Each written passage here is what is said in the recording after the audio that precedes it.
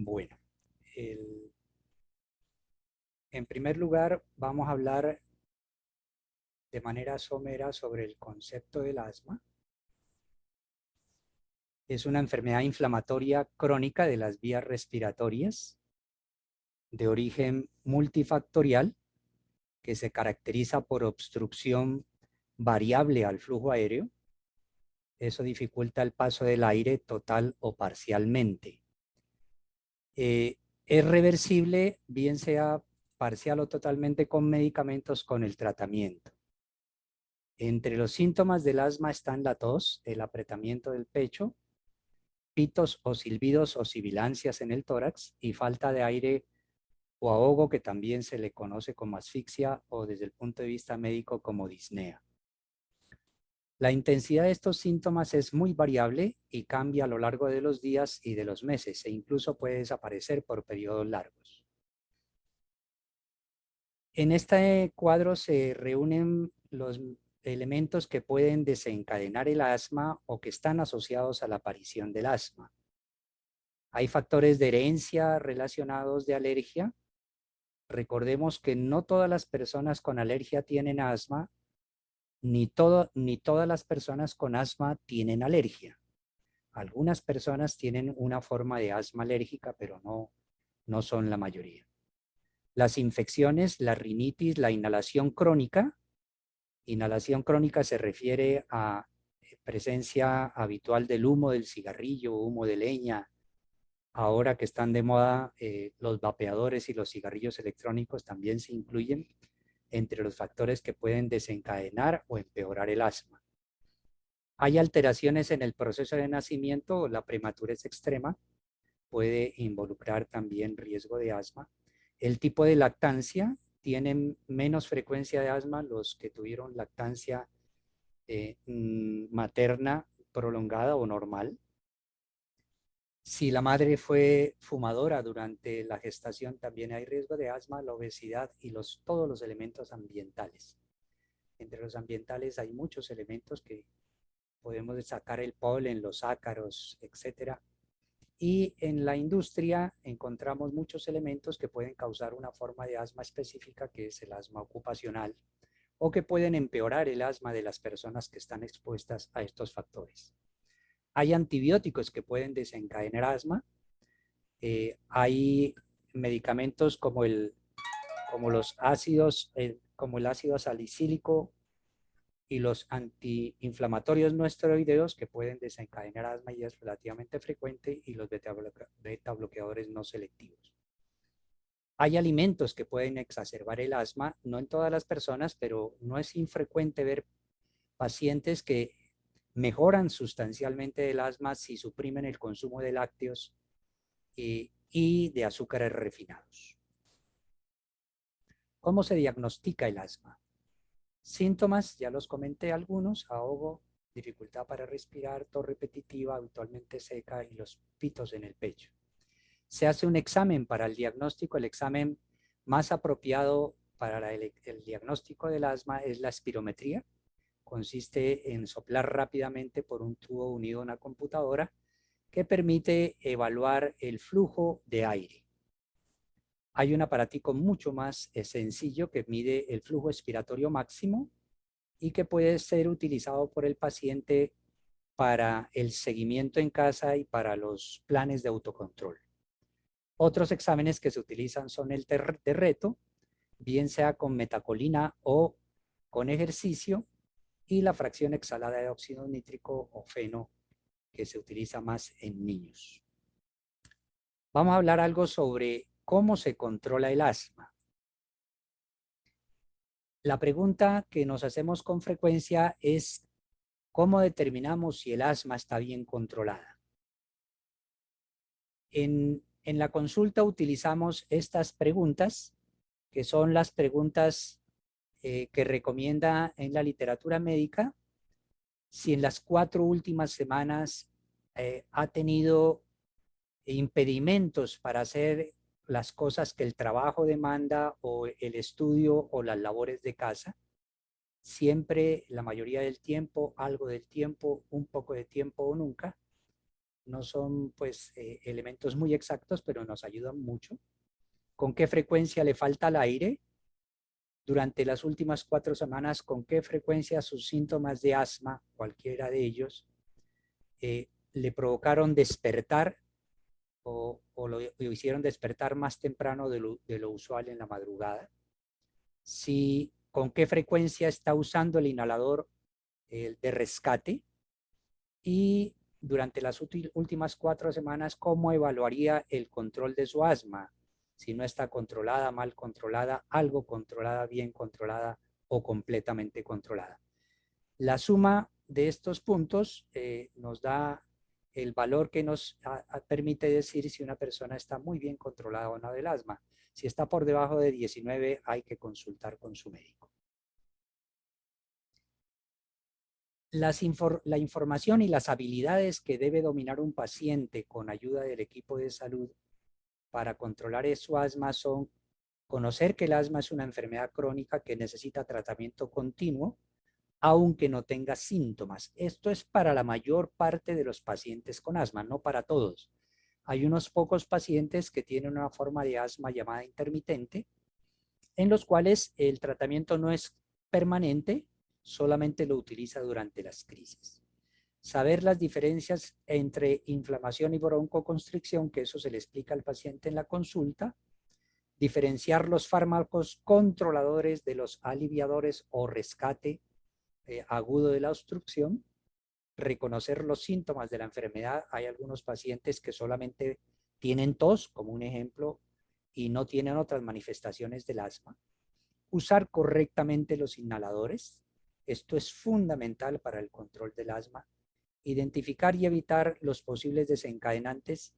Sin esto, probablemente los medicamentos o no sirven o tendrían que ser muchos para poder controlar a un paciente que sigue expuesto a los elementos que le desencadenan el asma.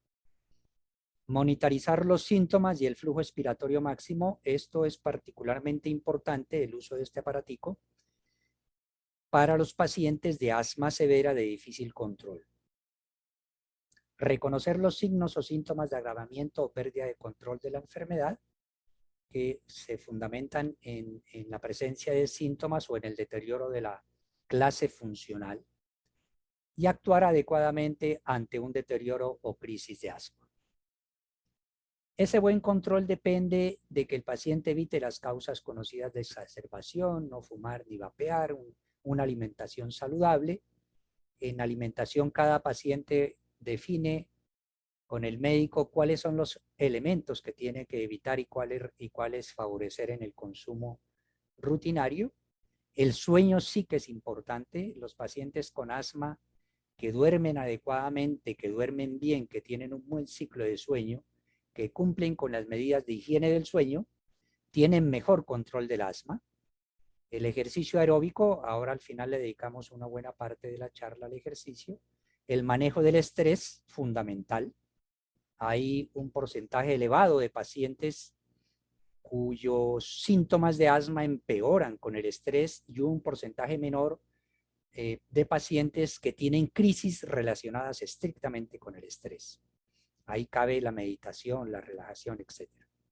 Y el peso adecuado para la estatura y la edad. La obesidad es un factor de riesgo para asma, para empeorar la enfermedad y para tener crisis que puedan amenazar la vida. Seguir las pautas de tratamiento y el adecuado uso de los medicamentos y no interrumpirlos. Y usar adecuadamente el medicamento de rescate. La pregunta que nos hacen con frecuencia: ¿es necesario usar medicamentos si no se tiene una crisis? Si está sin los síntomas agudos, sí, es necesario, es imprescindible, a menos que sea una forma de asma intermitente, que solo se va a presentar, por ejemplo, cuando hay una gripa fuerte o algún otro elemento desencadenante, o en caso del asma que puede desaparecer. Esto es particularmente importante en los pacientes que tienen asma de origen ocupacional, cuando se pueden retirar totalmente de la exposición al elemento que desencadenaba el asma. Es de vital importancia tomar la medicación prescrita por el médico para disminuir el riesgo de padecer un ataque de asma. Este capítulo es, les sugiero que lo consulten. Aquí hay una referencia, GEMASMA. GEMA es la guía española de asma. GEMAS, esta es la dirección electrónica para los pacientes. Allí van a encontrar para todos los tipos de inhaladores este tipo de infografía y dando indicaciones de cómo se debe usar el inhalador. Podríamos volver a ello si hay preguntas al respecto. Asma y ejercicio. Hay una forma de asma desencadenada por el ejercicio y requiere un tratamiento específico. Se llama asma inducida por ejercicio. Esto lo destaco porque entre las personas jóvenes es relativamente frecuente encontrar alguna relación del ejercicio con el asma. Así no se trate de asma específicamente inducida por el ejercicio. La evidencia muestra que los niños y adolescentes con asma inducida por el ejercicio, tras un entrenamiento aeróbico significativo, tienen mejoría en los test de provocación bronquial. Esos test de provocación, en este caso, se hacen con el ejercicio, por lo que es necesario fomentar el ejercicio aeróbico en los pacientes que tienen este tipo de asma, pero con la condición de que ese ejercicio sea regulado, vigilado y orientado por el médico. Es necesario diferenciar este tipo de asma inducida por ejercicio de otros pacientes que tienen asma no controlada que empeora cuando hace ejercicio. Eso sí es común a todos los pacientes cuya asma no está bien controlada. Por lo demás, el ejercicio es fundamental tanto en la prevención como en el tratamiento, así como en la rehabilitación del paciente con asma. Tan amables. Gracias. Preguntas. ¿Puede hacer ejercicio si sufre de asma? Sí, además es recomendable, como decía antes. No obstante, el asma debe estar bien controlada. Si un día tiene síntoma de asma, ese día no practica el ejercicio. A veces es aconsejable inhalar un broncodilatador 15 minutos antes del ejercicio. Esto lo revisa con el médico tratante del asma. ¿Cuáles son los beneficios del ejercicio aeróbico? Los estudios muestran mejoría en este elemento que se llama consumo de oxígeno. El VO2 o consumo de oxígeno es finalmente el oxígeno que tienen los tejidos disponibles para el momento de hacer el esfuerzo muscular.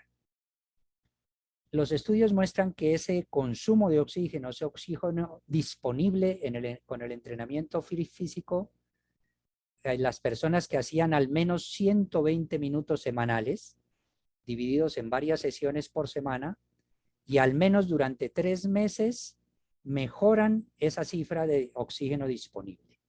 Al parecer, la intensidad del ejercicio, más que el tipo de ejercicio aeróbico, es la base para una intervención exitosa. Otros beneficios del ejercicio: mejoría del sistema cardiovascular, prevención de varias enfermedades concomitantes con el asma, como la obesidad y otras alteraciones metabólicas. Y el beneficio del ejercicio sobre la salud mental ya lo habíamos comentado en una charla anterior. ¿Cuál ejercicio puede hacer si sufre de asma? Todos los ejercicios aeróbicos son recomendables, no así el levantamiento de pesas. Aquí nos referimos a las pesas pesadas, no a las pesas de fortalecimiento muscular o de fuerza para extremidades nada más. Es para levantar pesos usualmente mayores a la tercera parte del peso corporal. La natación, por ejemplo, puede mejorar la condición física, además de aumentar la capacidad pulmonar y desarrollar buenas técnicas de ventilación en los pacientes asmáticos. Sobre la natación me voy a detener un poco, porque en nuestro medio hay cierta facilidad para practicarla y me gustaría insistir. Este estudio en Taiwán evaluó la intervención de natación en pacientes asmáticos. Los resultados mostraron que mejoraba de manera significativa el flujo expiratorio máximo o pico y una disminución en la severidad de la enfermedad. Concluyen que la natación puede ser una herramienta no farmacológica en el manejo de los pacientes asmáticos. Nadar varias veces por semana durante al menos media hora mejora el flujo expiratorio en 100 mililitros, que es supremamente importante, de manera comparable a la fluticasona, que es uno de los medicamentos inhalados usado a bajas dosis. Es decir, la natación rutinaria como ejercicio para el paciente con asma puede ser tan buena como utilizar un medicamento inhalado. No quiero decir que el que practica natación es asmático va a abandonar los medicamentos. Eso lo comentará con su médico. La natación tiene un impacto notable en el acondicionamiento físico, 25% mejoría en ese VO2 máximo del que hablábamos comparado con otros deportes. Precauciones para practicar la natación. Mantener un buen control del asma. Como decía antes, si nota alguna dificultad durante el ejercicio o tiene crisis de asma, es preferible que aplace el ejercicio. En piscinas cloradas, que son las mayorías de nuestras piscinas, procurar evitar la formación de cloraminas. Para ello es útil ducharse con agua y, si fuese posible, con jabón previo al ingreso a la pileta, pero esto es útil cuando todas las personas que ingresan a la piscina lo hacen. Usar gorra de natación, que debería ser una norma para todas las personas, porque entre más elementos de origen biológico, epitelio, cabello hay en la piscina, más cloraminas se van a formar en presencia del cloro. Traje de baño reservado exclusivamente para la natación. Habilitar zonas de baño para los pies que contengan un desinfectante apropiado. Esto sí es poco común en nuestro medio. Y eliminar el maquillaje y otros cosméticos antes de ingresar a la piscina. Ahora, por último, voy a dedicarle un rato a hablar algo sobre asma en tiempos de COVID-19. Las preguntas más comunes: ¿las personas con asma tienen un mayor riesgo de COVID-19 o COVID-19 grave? Esto es tomado de esta literatura reciente. Las personas con asma no parecen tener un mayor riesgo de contraer COVID-19 y las revisiones sistemáticas no han mostrado un mayor riesgo de COVID-19 grave en personas con asma leve a moderada bien controlada. Cosa diferente cuando el paciente no tiene bien controlada su asma o abandonó los tratamientos que estaba recibiendo. En ese caso, COVID-19 puede comportarse de manera más grave en el paciente con asma. ¿Las personas con asma tienen un mayor riesgo de muerte relacionada con COVID-19? En general, las personas con asma bien controlada no tienen un mayor riesgo de muerte relacionada con la COVID-19. Sin embargo, el riesgo por COVID-19 aumentó en personas que recientemente habían necesitado el uso de corticosteroides orales para su asma, es decir, recibieron un ciclo de prednisolona o medrol o cualquier forma de corticosteroide recientemente. Eso es cierto, y en los pacientes hospitalizados con asma grave, en esos pacientes también pudo haber aumento del riesgo de muerte por COVID. ¿Cuáles son las implicaciones para el manejo del asma y la COVID-19? Es importante continuar con un buen manejo del asma, con estrategias para mantener un buen control de los síntomas, reducir el riesgo de exacerbaciones o crisis de asma graves y minimizar las necesidades de tomar corticosteroides orales. GINA es las siglas de la guía más importante de asma que hay en el mundo. ¿Ha habido más exacerbaciones de asma durante la pandemia? No. En el 2020 muchos países vieron una reducción de las exacerbaciones de asma y las enfermedades relacionadas con la influenza. Probablemente los pacientes estuvieron más guardaditos en casa, con lavado de manos, distanciamiento físico, y evitaron infecciones respiratorias transmitidas por otras personas, por ejemplo, la influenza. Estos elementos pudiesen haber mejorado la presencia de crisis de asma durante la pandemia. Les recomiendo consultar a los que tengan asma la guía GEMA para pacientes. Muy bien, esto es lo que quería comentarles, y ahora, si hay preguntas, con muchísimo gusto.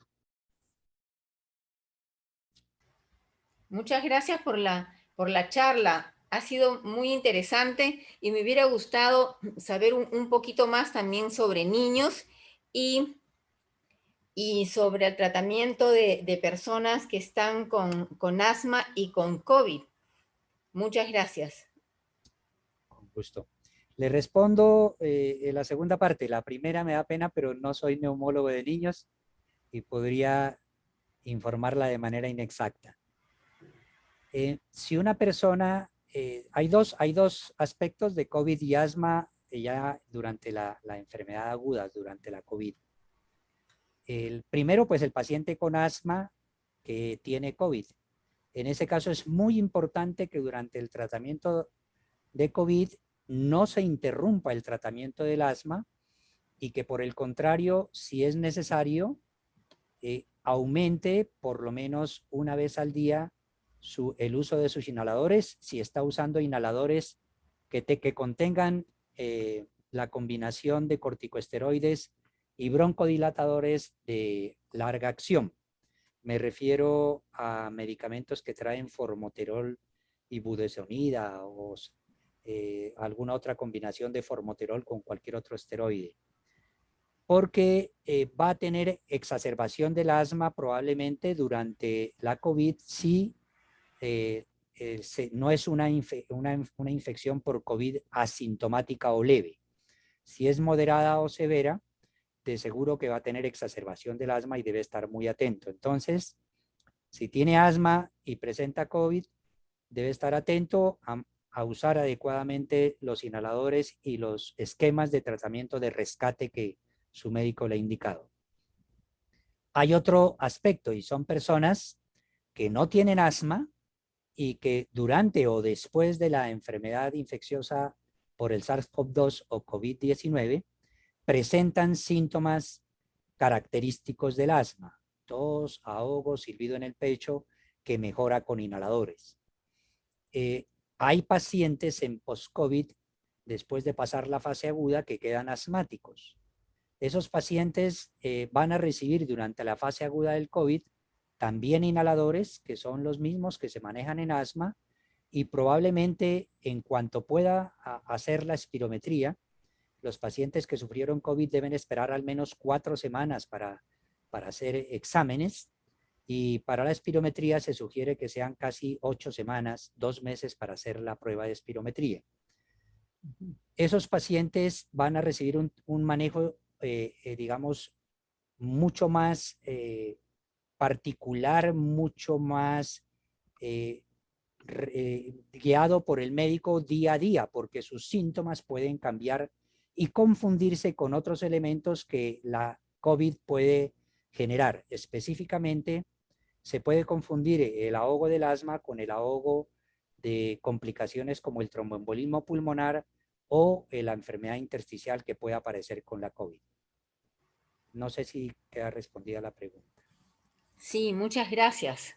Con Es todo muy gusto. interesante saber el comportamiento de los asmáticos en este problema de esta pandemia, porque mucha gente no acude al médico cuando se presentan los síntomas de ahogo o falta de oxigenación y piensan de que ya se les va a pasar porque es un problema asmático. Entonces, sí es bien importante tener presente la consulta con el neumólogo. Es correcto.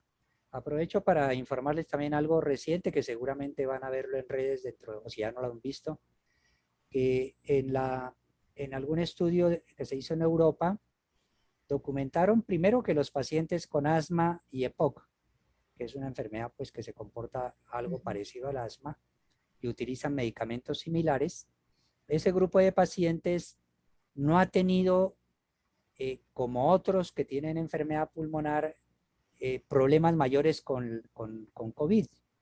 No ha habido tantos pacientes hospitalizados entre el grupo de asmáticos con COVID, o por lo menos con COVID moderado o severo. Por esa razón, se, se estudió y se concluyó por ahora de manera provisional que un medicamento inhalado, los corticosteroides inhalados y en particular la budesonida o la ciclesonida, que son los dos que están en estudio, pudiesen mejorar la evolución de cualquier paciente, asmáticos y no asmáticos, con COVID. Eso todavía no es una conclusión ya confirmada por la literatura médica ni por las guías de manejo para COVID, pero es una herramienta más que queda entre lo que se está estudiando en el momento como elementos para mejorar el pronóstico de los pacientes que tengan COVID, sean o no sean asmáticos. Hay unas preguntas en el chat. Quería saber sobre la prednisona. ¿También tiene el mismo efecto la prednisona en pastillas para bajar la inflamación de los asmáticos y también del COVID? ¿O no se debe de usar cuando se presenta ya el COVID? Muy buena pregunta. La prednisona podría darse como sustituto de la dexametasona para pacientes con COVID cuando el médico que trata el COVID considere que está indicado. Eso es para pacientes que por COVID ya requieren de oxígeno. Sin esa condición no se debería tomar ningún corticosteroides para COVID, independientemente del asma. Entonces, la primera respuesta sería prednisona, dexametasona, medrol, cualquier metilprednisolona, cualquier cortisona oral, no se debe tomar para COVID si no hay una indicación médica precisa, y esa indicación es la necesidad de oxígeno. Ahora, para el paciente con asma, tomar cortisona, prednisolona, cualquiera de estos corticoides orales, lo puede hacer si ya acordó eso con el médico de cabecera, con el médico tratante. Cuando tenemos pacientes con asma que pueden tener crisis significativas o que pueden estar en sitios donde no pueden tener atención médica adecuada o pronta, se les indica que tomen ciclos cortos de esteroides y con ellos se acuerda cuál y a qué dosis. Pero no es prudente tomarlos sin indicación médica. No es prudente tomarlos por tiempos prolongados, y con corticoides orales hablamos de tiempos prolongados después del cuarto o quinto día, de tal manera que hay que tener precaución. Hay una pregunta en el chat, dice si una persona Doctor asmática... Augusto, Sí, buenas tardes, buenas muchísimas tardes. gracias. Soy Lorena Balmas del área de comunicaciones y le quería ayudar justamente con la pregunta que Gracias, tenemos ahí. correcto. Qué Bueno, bueno que entonces llegó, muy dice, si bien. una persona asmática que vive en Cali viaja a Bogotá, ¿debe tener más cuidado de su enfermedad por el aumento de la altitud? Eso nos lo pregunta la señora Liliana y nos da las gracias. Bueno, con mucho gusto. Sí y no. No, porque si está bien controlada el asma, estrictamente controlada el asma, y no tiene ninguna alteración de la difusión es el mecanismo pulmonar que permite el paso del oxígeno del aire que llega a los pulmones hasta la sangre. Si todo está ok, es probable que vaya a alturas como las de Bogotá y no tenga ningún inconveniente.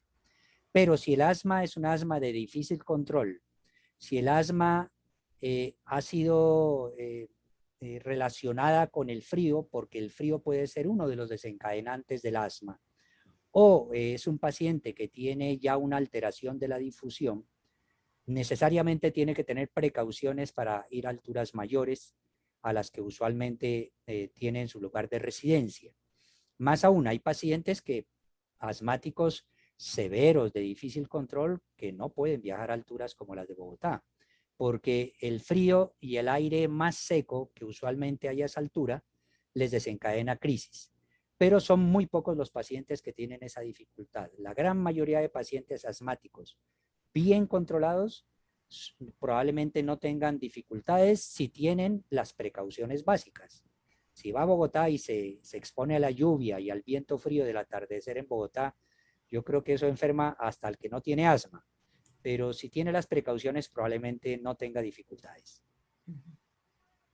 Bueno, doctor Augusto, muchísimas gracias. Veo que no hay más preguntas por Con ahora, todo ni en el gusto. chat, ni nadie ha levantado la mano, así que le agradecemos muchísimo su tiempo, esta conferencia y por supuesto hacer parte de nuestros lunes de la salud. Con muchísimo gusto. Que esté muy Por bien. aquí, alcanzaba a llegar otra pregunta, la podemos Sí, resolver y con esa sí, sí, cerrar. sí. ¿Personas que tienen mascotas tales como gatos y perros pueden tener casos asmáticos? En ese caso es necesario que en la historia clínica que hacen con el neumólogo, y esto es particularmente importante con los niños, hay que determinar con mucha precisión si hay alguna relación nociva entre la presencia de animales en casa y el asma. No es una condición de todos los asmáticos. Incluso podría decir que es de pocos pacientes asmáticos que tengan alergia al epitelio o al pelo de ciertos animales. A veces podemos documentarlo con facilidad porque una vez que llegó el gatico a la casa, pues comenzó a descontrolarse el asma y es evidente que cuando el gato está cerca del paciente, pues hay síntomas de asma, pero otras veces es necesario acudir a las pruebas de alergia que hacen los colegas especialistas en alergias o alergología. En ese caso, sí, lastimosamente, es prudente pues no tener mascotas en casa, pero eso hay que definirlo pues con toda la cautela porque es muy doloroso para las personas que tienen mascotas deshacerse de ellas, pues cambiarlas de ubicación.